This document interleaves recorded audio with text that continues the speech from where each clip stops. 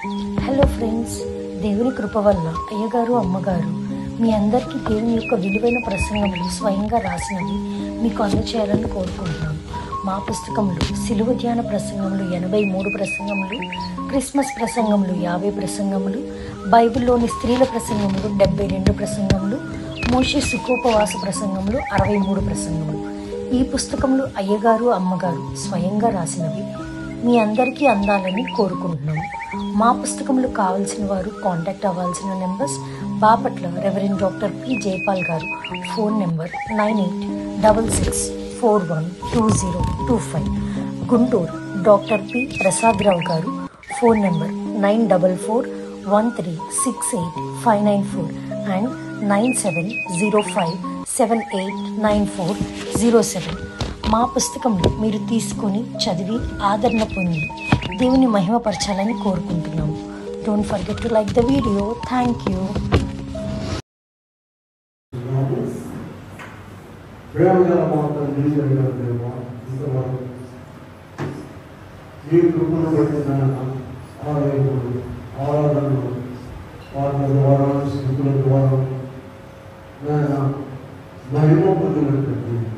ఇదిగో ఇప్పుడు ఈ మాటలు వివరించున్నాను కదా, నాతో మాట్లాడుతూ వాక్కుమైన చేస్తున్నామన్నా నిన్ను వేడుకుని ప్రార్థిస్తున్నాను.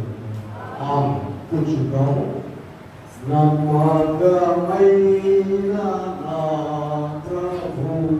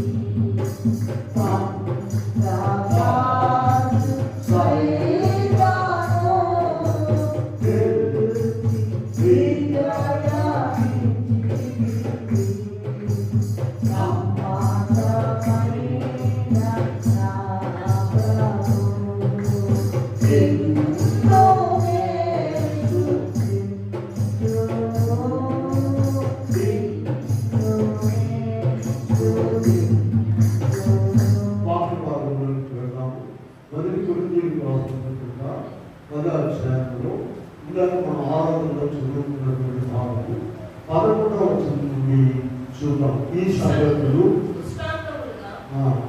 వారికి సంభవించి బుద్ధి కలుగుటకై తాను నిలుచున్నానని పడుకున్నట్టు చూసుకో. సాధారణంగా మరి ఏది దేవుడు నమ్మకం ఎక్కువగా ఆయన శోధింపబడనీయడు, అంతేకాదు సహింపగలడు. ఆయన శోధనలో కూడా తప్పించుకున్న మార్గము కలుగుతుంది. ప్రియమైన దేవుని బిడ్డలారా, ప్రభునామమున కోసం దేవుని తెలుసుకున్నా భూమి మీద ఉన్నంత కాలము శోధనలు, శ్రమలు, ఇబ్బందులు, కష్టాలు, నష్టాలు ఇవన్నీ తక్కువండి. నీవు ఆర్థికంగా పెరుగు, ఎక్కడికైనా వెళ్ళు, విమానాల్లో దిగు, నీకు ఇవన్నీ తప్పవు. యోబు గ్రంథం 7వ అధ్యాయంలో 1వ వచనంలో ఒక మాట కనబడుతున్నాం. 7:1 భూమి మీద గర్వకాలము యుద్ధకాలము కాదా? మరి ఈ యుద్ధంలో కొంతమంది రాలిపోతుంటారు, కొంతమంది జయిస్తుంటారు. తాత్కాలికంగానే తలవారు వేస్తే యుద్ధమే. శరీరంతో యుద్ధము, లోకంతో యుద్ధము, చుట్టాలతో యుద్ధము, ఇంటి పక్కలతో యుద్ధము, అందరితో యుద్ధం.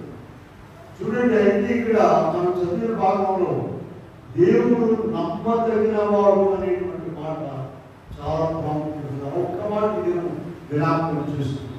చూడండి, ఇశ్రాయేలీయుల విషయాన్ని చెప్పుకొచ్చి ఇదిగో వారు బండలో నీళ్లు త్రాగారన్నారు, సముద్రంలో ప్రయాణం చేశారు, విగ్రహాలపై నశించారు, వ్యభిచారాన్ని నశించారు, ఇవన్నీ చెప్పుకుంటూ 11వ వచనంలో ఈ సంగతులు దుష్టాత్మకులుగా వారిని సంభవించి యుగాంతమందున్న మానవ బుద్ధి కలుగుతాయి రాయబడి. తాను నిలుచున్నానని తలంచుకున్న వాడు పిల్లగా పర్వాలేదని నేను వాక్యం చదువుకుంటున్నాను, బాగానే ఉన్నాను, నీతిగా ఉన్నాను, ప్రార్థన చేసుకుంటున్నాను, బాగానే ఉన్నాను అని అనుకునేటువంటి వాడు మనం నిలుచుండేవాడంటే పిల్లగా లోకంలో ఒక విషయం చూడండి, మానవుడు తప్ప పుట్టినటువంటి ప్రతి జంతువు, కుక్కలు, కోళ్ళు, పందులన్నీ కూడా పుట్టగానే నిలబడతాయి. మనిషి మాత్రము పుట్టగానే నిలబడలేదు. ఉండాలి సాంప్రదాయం. పుట్టగానే పడితే నిలబడతాడా? మనిషి ఒక్కడే నిలబడతాడు. అక్షరార్థంలో నిలబడడానికి వాటికి చాలా సహాయం కావాలి. ఆత్మీయతంలో నిలబడడానికి ఇంకా ఎక్కువ కాలం పడుతుంది, సహాయం. కనుక ఇక్కడ తాము నిలుచున్నానని తలంచుకున్నవాడంటే ఏంటంటే, పర్వాలేదు నేను భక్తిలో బాగానే ఉన్నాను, వాక్యం బాగా చదువుకుంటున్నాను, గురికెళ్తున్నాను అనుకునేటువంటి వాడంతా. చూడండి, మీ బైబిల్లో పడకున్నట్లు జాగ్రత్తగా పుచ్చుకున్నవాడు సాధారణంగా మనుషుల కొరకు శోధన తప్ప ఏది దేవుడు నమ్మదగిన వాడు. మీరు సహింపగలిగినంత కంటే ఎక్కువగా మేము శోధింపబడలేదు. ఆయన తెలుసు నువ్వు ఎంతవరకు సహిస్తావో. పిల్లవాడు తప్పు చేశాడండి, కొడతారు కదా, ఎట్లా కొడతారమ్మా? పెద్ద పెద్ద కళలు తీసుకుని కొడతారా, లేదా పొలుగు తీసుకుని కొడతారా? వాడికి ఎక్కడ దెబ్బతలుతుందో ముందు ఏడుకుపోయాం. ఊరికే అదర బెదర శోధించే కానీ నెమ్మదిగా కొడతారు. అయితే దేవుడు నమ్మదగిన వాడు కనుక ఏం చెప్తున్నారు? మీరు సహింపగలిగినంత కంటే ఎక్కువగా మీరు శోధింపబడలేదు. అంతేకాదు, సహింపగలుగుటకు శోధనతో కూడా తప్పించుకున్న మార్గమును ఆయన కలుగుతుంది. ఈ వాక్యాలు పరిశుద్ధ గ్రంథంలో చాలా చాలా విలువైనవి. వాటిని మనం శోధనలో, ఇబ్బందులు, బాధలో ఉన్నప్పుడు ఇవి గుర్తుకు రావాలి, జ్ఞాపకం చేసుకోవాలంటే ఎక్కడున్నాయి ఇక్కడ వింటే అక్కడే పోతూ ఉంటాయి. అందుకని దైవజనులు దేవదాసాయి గారు ఏం చెప్పారంటే, బ్యానర్ నోట్స్ తీసుకోమన్నారు. ఎప్పుడైనా సరే మందిరానికి వచ్చేటప్పుడు అన్నీ రాసి పెట్టుకోమన్నారు. కనుక ఇక్కడ మనకు ఆయన మార్గం కూడా ఏర్పాటు చేస్తారు అనే విషయాన్ని మనకు అది ఎంత ఆశాకరంగా ఉందో చూడండి.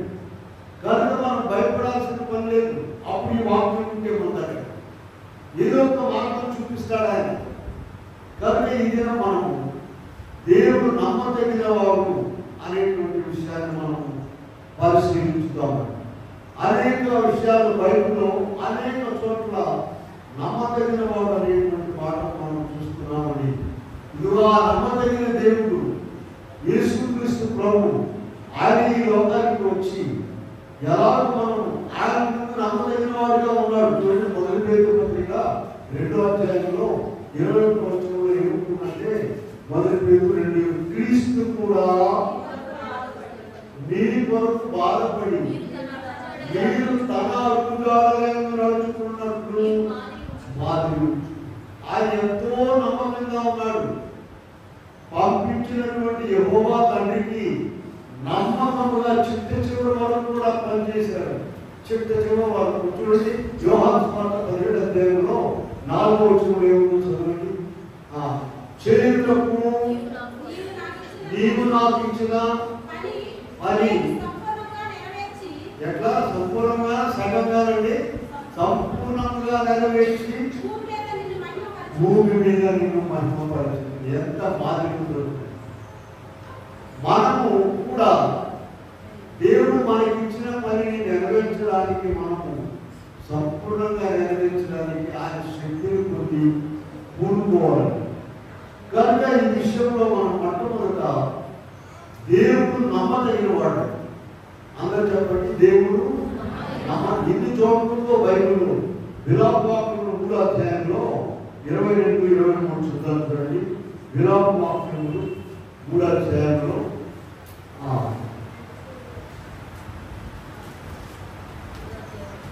22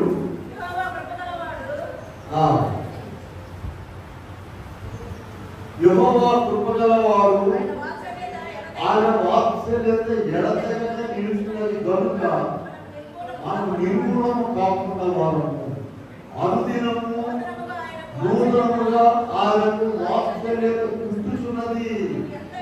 ఇది ఎంతైనా గొప్ప మాటలు. ఇటువంటి మాటలు తేనె కంటే ఈ తేనెటువంటి మాట్లాడాలి. 22, 23 వచ్చిన మనం ఎదిగే కొద్దీ దినదినం కోపం పెరిగిపోతుంది, బీపీ పెరిగిపోతుంది. వాళ్ళ మీద కోపం, వీళ్ళ మీద కోపం, ఇంట్లో వాళ్ళ మీద కోపం, అందరి మీద కోపం. ఈయనకట అనుదినము నూతనముగా ఆయనకు వాత్సల్యత పుట్టుచున్నది. ఇక్కడ భక్తులు ఆత్మద్వారా ఏం రాస్తున్నారంటే, నీవు ఎంతైనా నమ్మదగినది. ఆయన నమ్మదగిన దేవుడు కనుక మనము నిర్మూలన కాకుండా ఉన్నాము. మన ఇష్టం వచ్చినట్టు ఆట్లాడి, ఇష్టమైనట్టు మాట్లాడి, ఇష్టమైనట్టు బ్రతికి జీవిస్తున్నామంటే, నిర్మూలన కాకుండా ఉన్నామంటే ఆయనకు అనుదినం వాత్సల్యత పుట్టుతున్నది. ఆయన ఎంతైనా నమ్మదగిన దేవుడు. వీళ్ళారా ఆయన నమ్మదగిన దేవుడు అని ఎన్ని చూడకుండా ఇందాక మొదటి కొరింథీ పత్రికలో కూడా చూసాం కదా మనం 10, 12 కూడా ఆయన దేవుడు నమ్మదగిన వాడు. అలాగే ద్వితీయోపదేశ కాండంలో కూడా మనం ఆరాధనలో చదువుకున్నాం 7వ అధ్యాయంలో 9వ వచనంలో 1000 తరముల వరకు కృప చూపు వాడును నమ్మదగిన దేవుడు. ఆయన ఒక మాట చెప్పాడంటే నమ్మదగిన దేవుడు. అలాగే 101లోకి వెళ్ళండి. 101వ అధ్యాయంలో దావీదు గారు మాట రాస్తున్నారు. 6-7 వచ్చినారు. 101 నా యొద్ద నివసించినట్లు దేశంలో నమ్మకస్తులైన వారి నేను కనిపెట్టుచున్నాను. ఎవరు కనిపెట్టండి? నమ్మకస్తులైన వారు ఎవరుంటారా? వారు ఆయన దగ్గర ఉండాలని చెప్పేసి ఆయన 101వ అధ్యాయంలో 6-7 వచనాల్లో చెప్తూ ఉన్నారు. కనిపెడుతున్నాడట ఆయన. ఎందుకని? నమ్మడానికి వీల్లేని వాడు, దొంగలు, అబద్ధకులు అసలు దేవుడి సరికి పనికిరాదు. నమ్మకమైన వారు కావాలి. మొదటి యోహాను పత్రికలో కూడా మనము ఆరాధనలో చదువుకుంటాము. 1:9లో చూస్తే మొదటి యోహాను మన పాపములను మనం ఒప్పుకొని ఆయన నమ్మదగిన వాడు నీతిమంతుడు కనుక ఆయన మన పాపములను క్షమించి సమస్త నుండి ఈ ప్రతి ఆదివారం మనం చెప్పుకుంటాం. మొదటి యోహాను 1:9 మన పాపములను మనం ఒప్పుకొని ఎడలా ఆయన నమ్మదగిన వాడు నీతిమంతుడు. కనుక పిల్లారా ఆయన గురించి అనేక విషయాలు ఉన్నాయి. అంతేకాదండి, దేవుడు నమ్మదగిన వాడు కనుకనే లోకం అంతా మనం అనుకుంటాం. ఎప్పుడైనా ఏంది అక్కడ వస్తుంది, ఇలా బాగున్నారు, వాళ్ళు బాగున్నారు, వీళ్ళు బాగున్నారు అనుకుంటాము. ఆయన ఎంతో గొప్పగల వాడు, ప్రేమ కలిగిన వాడు కనుకనే మనం నిర్మూలం కాస్తున్నాం. ఆయన మాత్రమే కాదండి, ఆయన ఆజ్ఞలు, ఆయన శాస్త్రములు, ఆయన వాగ్దానాలు అన్నీ కూడా నమ్మదగినవి. ఆయన చూద్దాం. 119 అధ్యాయంలో 86వ వచనం చూద్దాం. 119:86లో ఈ ఆజ్ఞలన్నీ నమ్మదగినవి. 111లోకి వెళ్ళండి. 111:7 ఆయన శాస్త్రములన్నీ 111:7 ఆయన శాస్త్రములన్నీ నమ్మకమైనవి. 2 కొరింథీయులకు వెళ్ళాలి. 1వ అధ్యాయంలో 19-20 వచనాలు చూస్తే దేవుడి వాగ్దానాల గురించి ఇక్కడ చక్కగా రాసుకున్నారు. 2వ కొరింథీయులకు రాసిన పత్రిక 1వ అధ్యాయంలో మనము 19 చదువు. దేవుడి కుమారుడు యేసుక్రీస్తు అవునని చెప్పి కాదని వాడు ఉండలేదు కానీ ఆయన అవునని వాడు ఉన్నాడు. దేవుడి వాగ్దానం ఎన్ని అయినను అన్నీ క్రీస్తునందు అవునన్నట్టుగానే ఉన్నాడు కనుక మన ద్వారా మహిమ కలుగుటకై ఆయన నిశ్చయమైనది. చూసారా? కనుక ఇక్కడ దేవుడు నమ్మదగిన వాడు. ఆయన యొక్క వాగ్దానములు, ఆయన యొక్క శాసనములు, ఆయన ఆజ్ఞలు అన్నీ కూడా నమ్మదగినవి. ఈ నమ్మదగిన దేవుడిని మనం నమ్ముకున్నాం. ఆయన మనం ఎందుకు నమ్ముకున్నాము ఆయన అంటే మనకు కూడా నమ్మదగిన వారుగా ఉండాలని.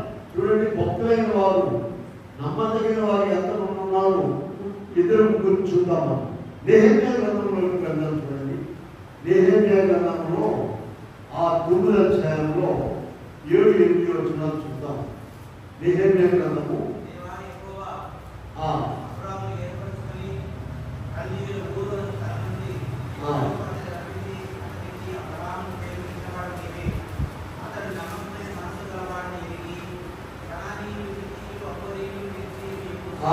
మళ్ళీ చదువు. నెహెమ్యా గ్రంథం 9వ అధ్యాయంలో 7 చదవండి. బైబిల్ చదువుమా. దేవా యెహోవా అబ్రాహామును ఏర్పరచుకొని దూరమైన స్థలం నుండి రప్పించి అబ్రహాము పేరు పెట్టిన వాడు నీవే. అతడు నమ్మకమైన మనసు గలవాడని ఎరిగి కనానీయులు, హిత్తీయులు, అమోరీయులు, పెరిజీయులు, యెబూసీయులు, గిర్గాషీయులు, చూడండి వాళ్ళందరూ కూడా వెళ్ళబట్టి ఆ దేశాలన్నీ కూడా ఈ సంతానానికి ఇచ్చేసారు. అసలు ఇక్కడ ముఖ్యమైన మాట ఏంటంటే అబ్రహాము నమ్మకమైన వాడని ఎరిగి. ఇదేమో ప్రభు మనతో మాట్లాడుతున్న మాట. నీవు నమ్మకమైన వాడిగా ఉంటేనే నీకు దేవుడి దీవెన ఆశీర్వాదం. ఇక్కడ ఒక మాట, అక్కడ మా హై స్కూల్లో మాస్టర్ గారండి ఒక మాట చెప్పేవాళ్ళు, గుర్తొచ్చింది. బరువులు ఏం చేస్తారంటే పెద్దవాళ్ళైనా చిన్నవాళ్ళైనా ఏం తింటున్నావని అడుగుతారు కదా అని నా కూడా పెట్టుకుంటాడు. ఆయన ఏం చెప్పాడంటే ఒకడంటే సరగలు తింటున్నాడు. సరగలు తింటుంటే అడిగారు ఏం తింటున్నావంటే నిలువులు అని చెప్పాడు. వాడు నాకు నీకు పెట్టమంటే ఉలవలు పెట్టాడు. వాడు 3 రకాల అబద్ధాలు అన్నమాట. వాడు తినేది ఒకటి, వాడు చేతిలో ఉన్నది ఒకటి, వాడు పెట్టమన్నప్పుడు ఇలాగ మనుషులు బ్రతుకుతూ ఉన్నారు. ఇది నమ్మకమైన వారికి లెక్క కాదు. ఏదో నీకు ఇష్టమైనప్పుడు బైబిల్ చదవడం, నీకు ఇష్టమైనప్పుడు ప్రార్థన చేయడం, నీకు ఇష్టమైనప్పుడు నీతిగా ఉండడం, ఇవన్నీ కూడా ఈ నాటకాలన్నీ ప్రభువుకు బాగా తెలుసు. దేవుని దీవెన రావు. ప్రభు సహాయం లేకుండా మనం ఏం చేయలేం. కనుక ఇక్కడ చూడండి, అబ్రహాము ఎంత నమ్మకమైన వాడు 2 విషయాలు చెప్పుకున్నాము. అబ్రహాము గురించి చెప్తే ఎలా నేర్చుకుంటాడంటే అబ్రహాము గురించి కదండి చెప్పేది. చూడండి, 100 సంవత్సరాలు అయ్యేదాకా కుమారులు ఇవ్వలేదు. ఇస్తాను ఇప్పుడే ఇచ్చేది. అసలు ఈ రోజు లేదు, పక్కన అసలు పోటాడు చచ్చిపోతాడు. సరే ఇచ్చాడు. 22వ అధ్యాయంలో ఆదికాండం 22వ అధ్యాయం, నీకు ఒక్కడైన కుమారుణ్ణి బలిగా ఇవ్వని చెప్పాడు దేవుడు. ఇవ్వక ఎంతకాలం ఇచ్చేసి చూడండి 22:1 చూడండి. ఆ సంగతులు జరిగిన తర్వాత దేవుడు శోధించి ఎక్కడగా అబ్రహామా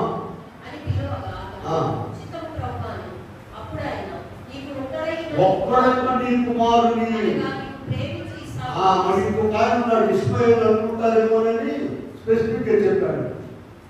చూడండి, నమ్మకం అనేటువంటిది ఆయన చెప్పాడు చేస్తాను. ఎంత గొప్ప సంగతి, ఎంత నష్టమైనా సరే ఎంత ఇబ్బందిగా చూడండి. 100 సంవత్సరాలు కనిపెట్టి కుమారుడు నుంచి నీవు మోరియా పర్వతం దగ్గర వెళ్ళి నేను చెట్టు దగ్గర నీవు బలిగా అర్పించమని చెప్పాడు. పొట్టేళ్ళు గొర్రెపోతున్నా అది బలిగా అర్పించినట్టుగా అర్పించమన్నాడే. ఎంత నమ్మకమైన వాడు. ఇంకొక ఆయన చూద్దాం, నమ్మకమైన వాడు ఇంకొక ఆయన చూద్దాం. మనం చూసినట్లయితే ఇక్కడ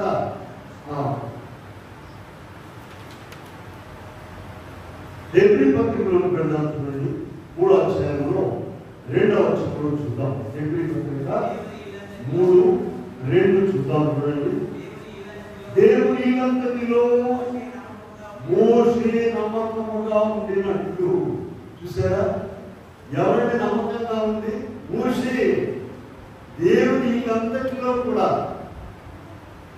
మరి మనం ఎలా ఉన్నాము, మన మనస్సాక్షి మనకు మనం అర్థం చెప్పుకోవాలి.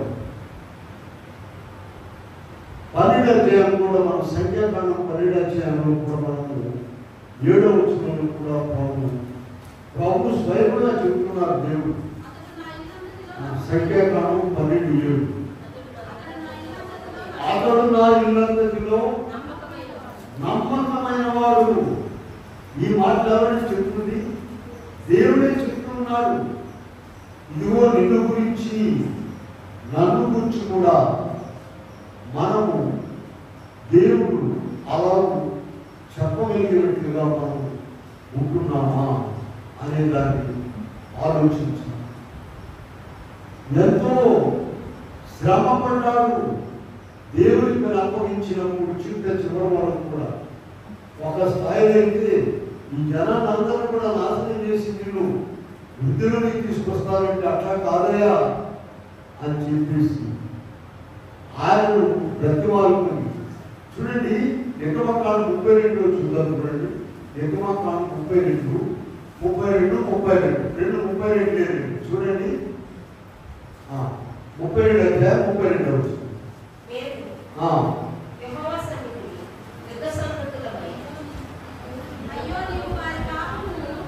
వారి పాపములను పరిహరించివా? సరే, లేని కదా నీవు రాసిన నీ గ్రంథములో నుండి నా పేరు తుడిచివేయమని వింటున్నారా? వాక్యం చూస్తున్నారా? అసలు ఈ మాట నీ కుమారుడు నీ కుమార్తె విషయంలో నేను మాట్లాడగలవా? నీ కుమారుడు అయ్యా నా కుమారుడు రక్షించుతావా లేదా, లేకపోతే నీ గ్రంథంలో నా పేరు తుడిచే చెప్పలేమమ్మా? అమ్మో, ఆ బతుకులే మనం బతుకున్నాం. పెద్ద చేసరికి ఎవరు వాడే. చూడండి, 30 లక్షల మందిని ఐగుప్తు నుండి విమోచించి దేవుడు వారి మీద కోపపడినప్పుడు ఏం చెప్పాడు? నీవు వారి పాపములను క్షమించితివా? సరే, లేని ఎడల మీ బైబిల్లో చూసుకోండి. నీవు రాసిన గ్రంథంలో నుండి ఎంత నమ్మకమైన వాడు. దేవుడు అప్పగించిన పని. దేవునికి ప్రాణం పోయినా సరే ఇంకొక రిపోర్ట్స్ కూడా చూద్దాం. 32లో ఉన్నాం కదా, 10వ అధ్యాయంలో చూద్దాం.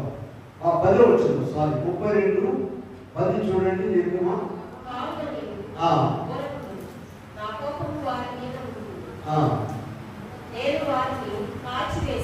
నేను వారిని కాల్చివేసి నిన్ను గొప్ప జనముగా చేసి చెప్పగా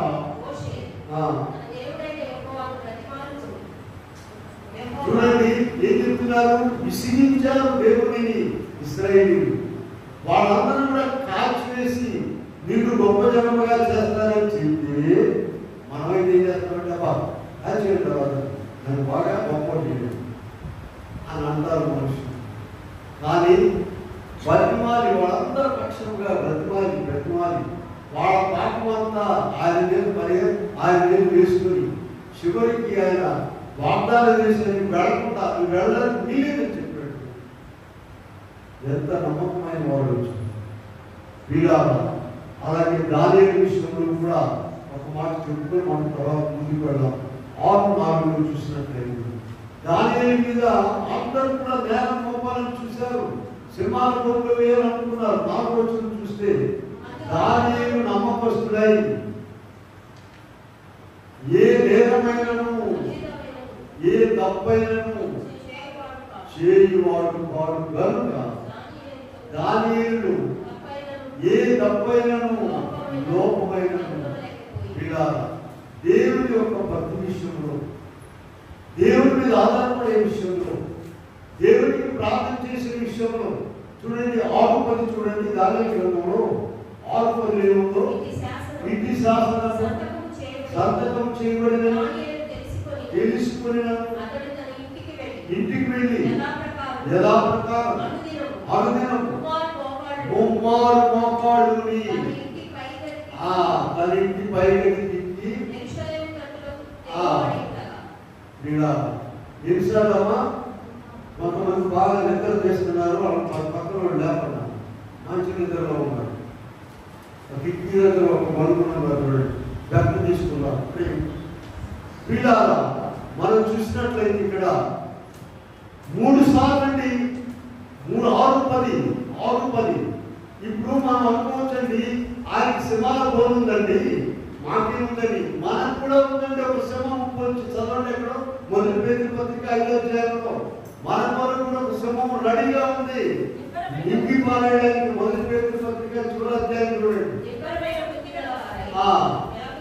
నిబ్బరమైన బుద్ధి గలవారై వెలకగా ఉండండి, మీ విరోధి అపవాది గర్జించు సింహం వలె ఎవరిని మింగుదునా అని 8వ వచనం. మొదటి పేరు 5. మాకేమిప్పుడేం సింహాలేవని అనుకుంటున్నానేమో, అది గర్జించు సింహం వలె ఎప్పుడో మింగేసిందండి. 4 ఏళ్ల క్రితమే మింగేసింది. ఇక దాని కడుపులో ఉండి కొద్దిగా ప్రార్థన చేయడం, కొద్ది ఎక్కువ చదివి ఊరుకోదని ఆ ప్రార్థన చేసుకోగానే 2 నిమిషాలు చేయబాక. ఎక్కడున్నారు వీళ్ళు? ఆల్రెడీ సింహం కడుపులో ఉన్నారు, గర్జించు సింహం కడుపు.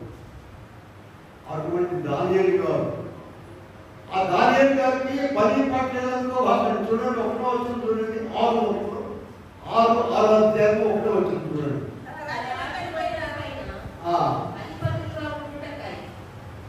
నూట 120 మందిని నియమించను. వారిలో ముగ్గురులో దానియేలు.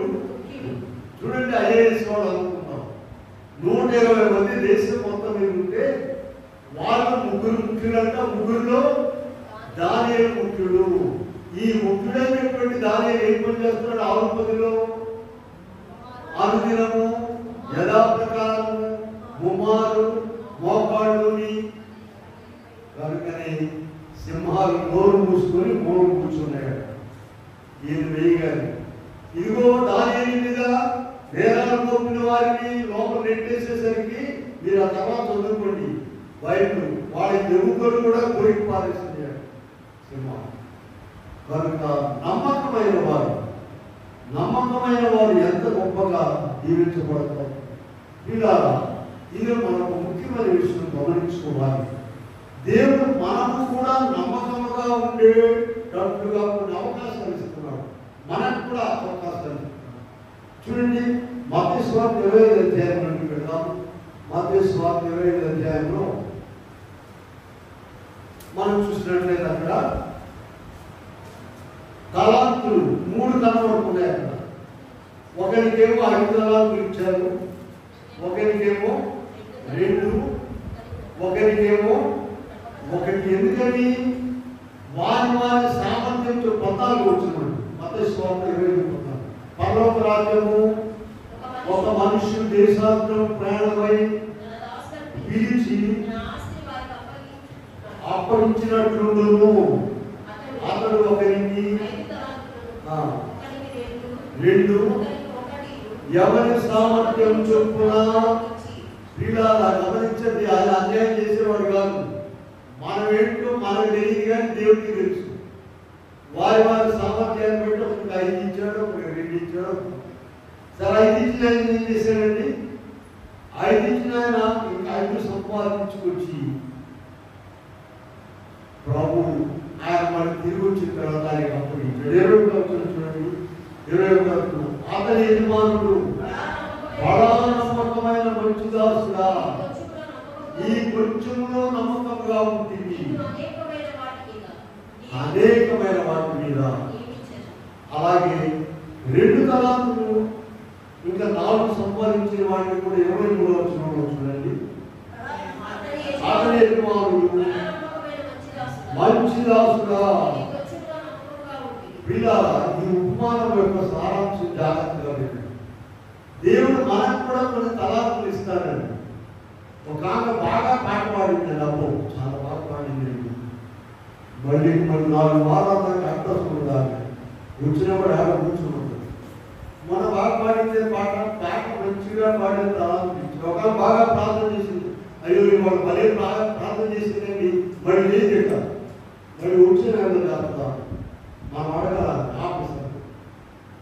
దేవుడు తలాంతులు ఇచ్చినటువంటి వారు వాక్యం చెప్తుంది చూడండి. సంవత్సరానికి ఒకనాడమ్మా మీరు మాట్లాడండి. నాకు కుదరదండి, నాకు మళ్ళీ సంవత్సరానికి 40 దినాల్లో వాక్యం చదువు. నేను ఫలానా బాగా చదివిందండి 40 దినాల్లో అంటామా, మళ్ళీ 15 రోజుల దాకా అడ్రస్ మీకు వస్తుంది కదా చదువు. అడిగేవాళ్ళు కుదరదండి డ్రామా యాక్టింగ్ బుక్ చేసినట్టు. ఇలా దేవుడు కొన్ని తలాంతులు ఇస్తాడు. సంఘంలో పరిచయం చేయడానికి, పాటలు పాడడానికి, వాక్యం చదవడానికి, వాక్యం చెప్పడానికి కొన్ని తలాంతులు ఇస్తారు. వాటిని వృద్ధి చేయాలి. అంతేగాని నాకు కుదరదు, ఏం కుదురుతుంది, ఇంటికాడ కూర్చోవడం కుదురుతుందా? నువ్వు బాగా ప్రార్థన చేస్తున్నావు, ఒకసారి చేశావు, ఆ ప్రార్థనను కొనసాగించుకోవాలి. బాగా మంచి స్వరంతో మంచి చక్కని పాట పాడాము, వాటిని వృద్ధి చేసుకోవాలి. మేము విజయవాడలో చాలా చర్చస్ వాక్యం చెప్పడానికి వెళ్ళేవాళ్ళం అండి. రామాపాడులో తమ్ముడు గంగాధర చర్చి వెళ్ళేవాళ్ళం. లక్ష్మణారెడ్డి గారికి కూడా తెలుసు. అక్కడ పాటలు పాడతారు ఆడవాళ్ళు 4-5. ఎట్లా ఉంటుందంటే వాళ్ళు పాటలు పాడేసరికి కుక్క కొడతారు చూడండి, ఒళ్ళంతా నీళ్ళు కారిపోతా దంచి పాడేస్తారండి. పాటలు పాడడానికి దేవుడిచ్చిన వరములను నిలబెట్టుకోవాలండి, వృద్ధి చేసుకోవాలి. ఈ తలాంతులంటే వరములు, వాటిని దేవుడు అందరూ కూడా ఉపయోగించుకోవాలి. అందుకని బల ఏ దినమో ప్రభు వచ్చిన అనేటువంటి పాటలో ప్రభు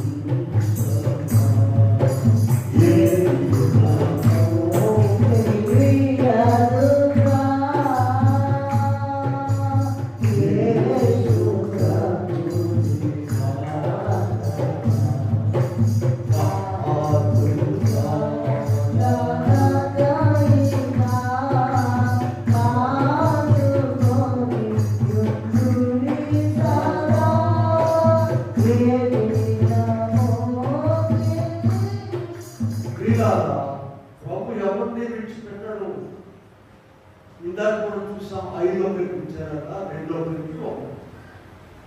వారి సామర్థ్యం చొప్పున ఈ 1 తీసుకున్నా ఏం చేసినాడండి, రాజు పెట్టి అసలు ఇచ్చిన దానికి 1 తలాంతు, దానికి కూడా పాతి పెట్టేసి ఇంకేం ఉపయోగం లేదు దానికి.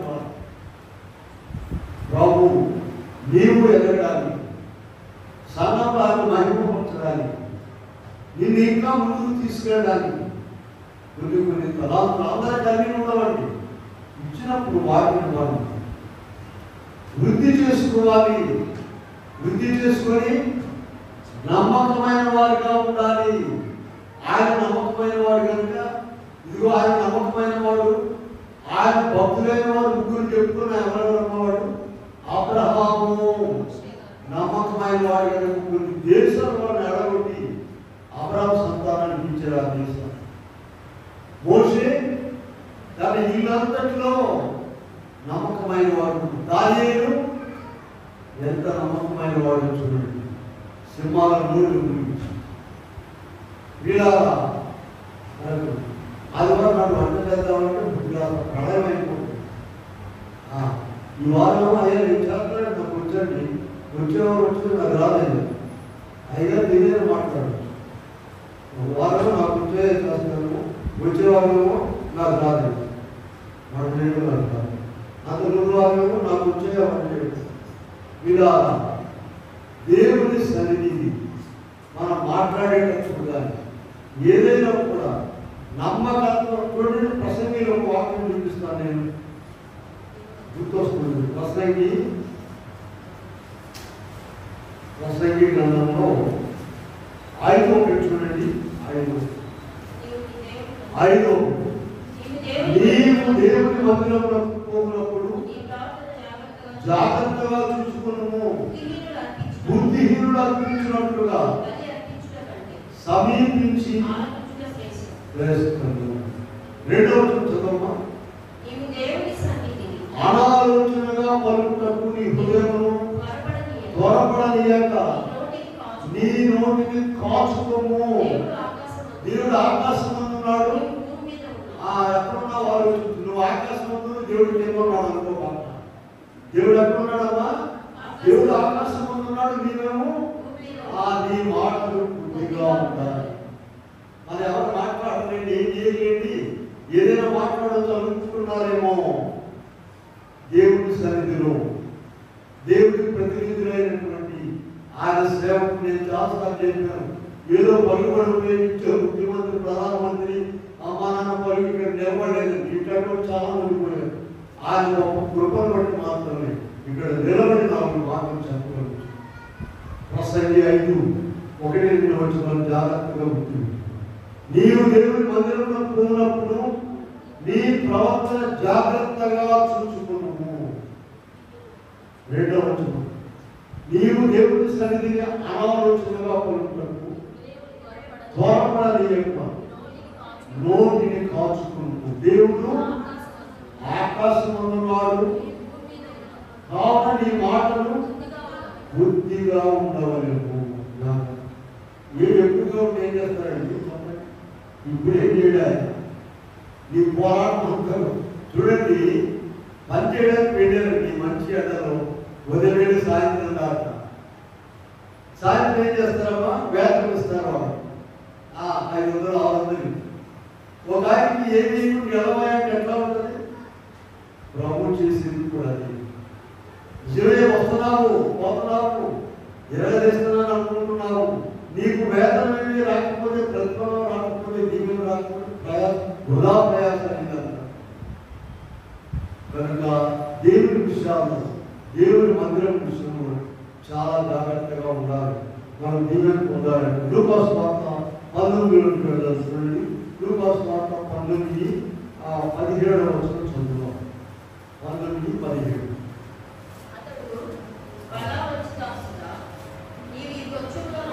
నీవు ఈ కొంచెంలో నమ్మకముగా ఉండి కనుక. చూసారా? కొంచెంలో నమ్మకంగా ఉన్నారట. అందుకని ఇప్పుడు ఏం చేశారండి? 10 పట్టణముల మీద నీవు అధికారులు. లూకాసు వార్త 19:17. అతడు బడా మంచి దాసుడా, నీవు ఈ కొంచెంలో నమ్మకంగా ఉంటున్నా 10 పట్టణముల మీద అధికారం అయిందని వారిని చెప్పారు. కొంచెం ఇచ్చి చూస్తాను, నీకు చిన్న పని ఇచ్చి చూస్తాడు దేవుడు. చిన్న పని ఏదో ఆలయం శుభ్రం చేయడమో, లేదా ఇంకోటి చేయడమో, మరి అక్కడ ప్లేట్ శుభ్రం చేయడమో, వీళ్ళ ఒకరు అందరి నిర్ణయం అడుగుతున్నారు. అక్కడ దేవుడు ఇచ్చిన పని ఎంత దీవెనకరంగా చూస్తున్నారు. అందరూ కొరకు పని చేస్తున్నారు, కష్టపడి పని చేస్తున్నారు. చీకటి 7 గంటలకే వచ్చిన వాడు ఉన్నారు, కానీ అందరైనా కూడా వచ్చిన వాడు ఉన్నారు. ఆధారపడి పెట్టలేదు దేవుడు. వీళ్ళ చేసి ప్రయాసం అంతా చేస్తూ దీవెన లేకుండా ఉండదు. ఏ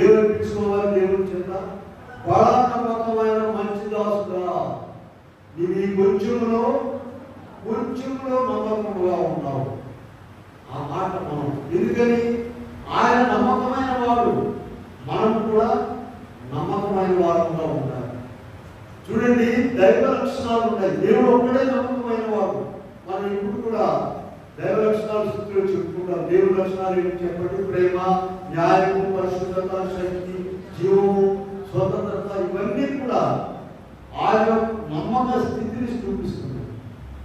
మనుషులు ఎవరైనా సరే నమ్మకస్తులుగా ఉండాలంటే దేవుడి దివ్య లక్షణాలు కలిగి ఉండాలి. యేసుక్రీస్తు ప్రభువును నమ్ముకున్నవాడు తప్ప ఎవరు నమ్మకంగా ఉండలేరు. అక్రమం చేస్తూ అదే రైట్ అనుకుంటారు. ఊళ్ళో సాంతం మీకు తెలుసా? 1000 అబద్ధాలు ఒక పెళ్లి చేయమన్నా వినమ్మా. 1000 అబద్ధాలు ఎట్లా ఉంటాయి చూడండి. అందుకని అన్ని అబద్ధాలు చెప్పి పెళ్లి చేశారు. ఒక పరిపాలన తీసుకొచ్చి అన్ని అబద్ధాలు చెప్పి అది చెప్తుంటారు లేవాడు. అసలు మా వాడు నడిచే పని లేదని అన్నారు. ఎందుకంటే కాదు, అసలు నడిచే పని లేదు, నడవడండి అని అన్నారు. వాళ్ళ గురించి అలా రోజు 100 మందికి భోజనం పెడతారండి. ఏమనుకుంటారు అంటే ఓటర్లు అందరూ కొట్టిస్తారు. ఇదిగో ఎన్ని అబద్ధాలు ఆడమన్నారండి? 100 అబద్ధాలని పెళ్లి చేయమన్నారు. ఓ ఎంత గొప్పడయ్యా, రోజు 100 మందికి భోజనం పెడుతున్నారా? అంత ధర ఉంటుందా? ఇలా చూడబోతే ఏం చేస్తున్నారు? ఆ రోడ్లో ఇటువంటివి వీళ్ళ లోకానికి సరిపోతాయి కానీ దేవునికి సరిపోవు. దేవుడి దగ్గర ఇటువంటివి ఏమీ కూడా పనికిరావు, మర్చిపోవాలండి. అవి పనికి వస్తాయని మనం ఇక్కడ కూడా ఇప్పుడు మీకు ఒక వాక్యం చూపిస్తాను చూడండి. 1 కొరింథీ పత్రిక 7వ అధ్యాయంలో 29 నుండి చూద్దాం. 7:29.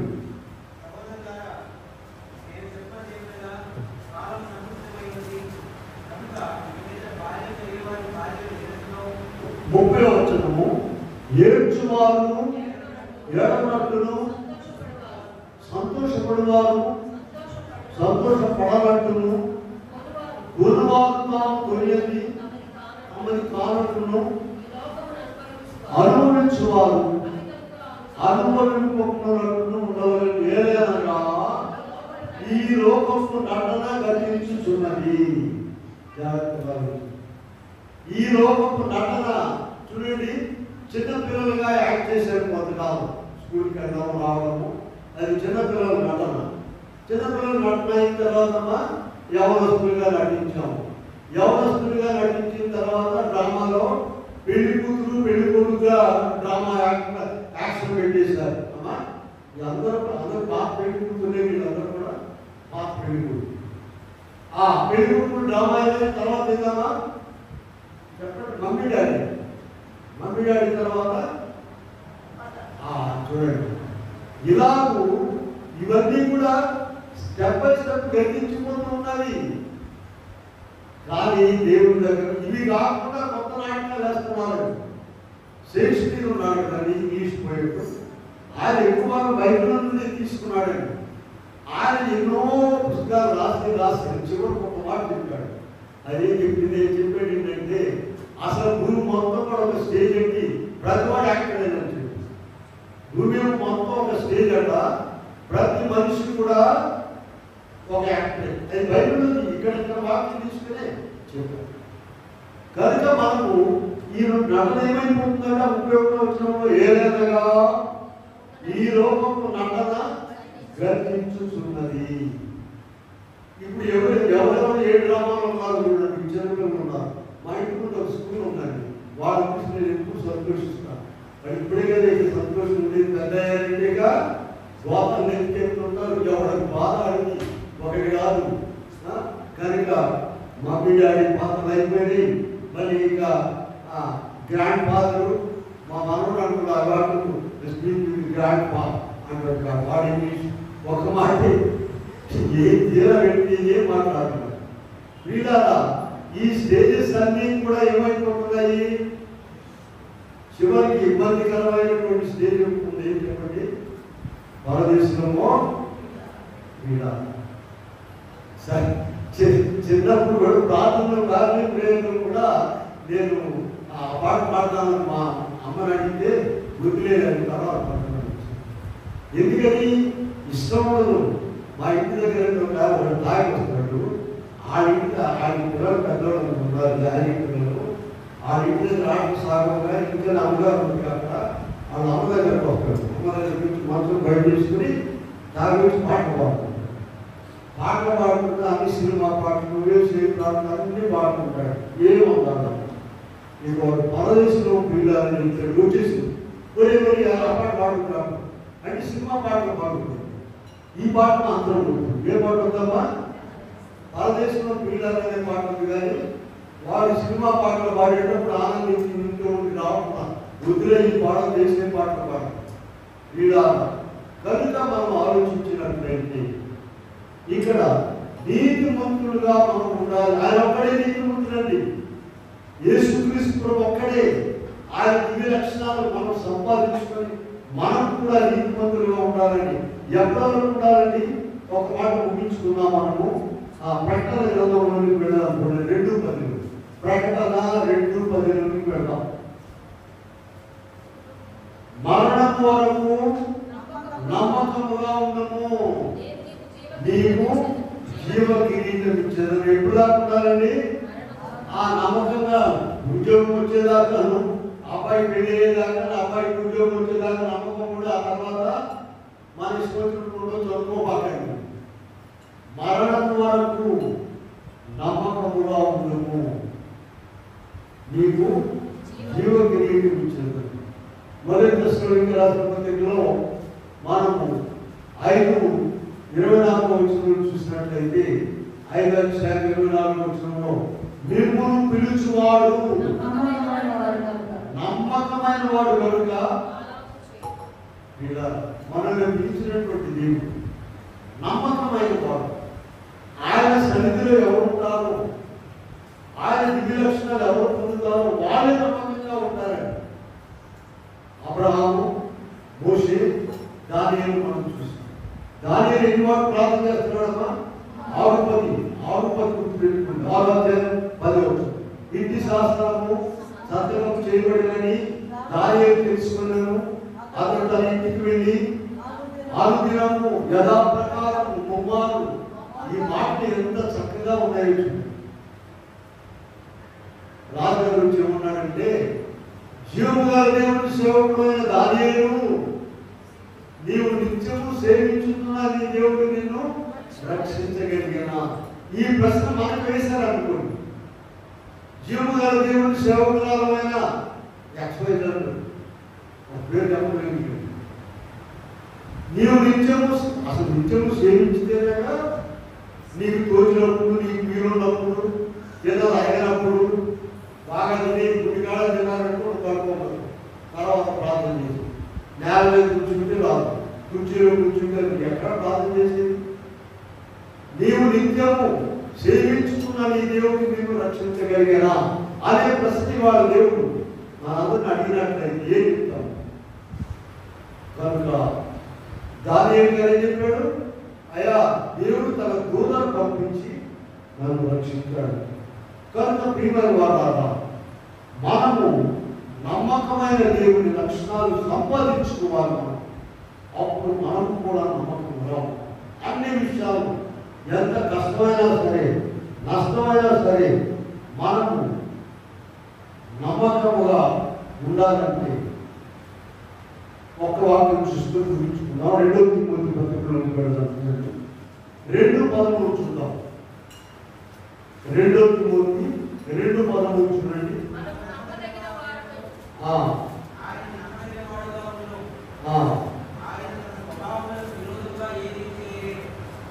మనము నమ్మదగని వారమైనను. చూసారా? 2 తిమోతి 2:11 చూసినట్లయితే మనం ఎక్కడి వారమంట? మనము నమ్మదగని వారమైనను ఆయన నమ్మదగిన వాడుగా ఉంటుంది. ఆయన తన స్వభావం విరోధంగా ఏది చేయలేడు. ఇలా ఆయన నమ్మదగిన వాడుగా ఉన్నాడు కనుక మనం ఏ ఆటలాడినా, ఆయన స్థుతించినా స్థుతించకపోయినా ప్రార్థించిన సేవించిన మనం బ్రతికే ఉన్నాం, నిర్మూలం కాకుండా.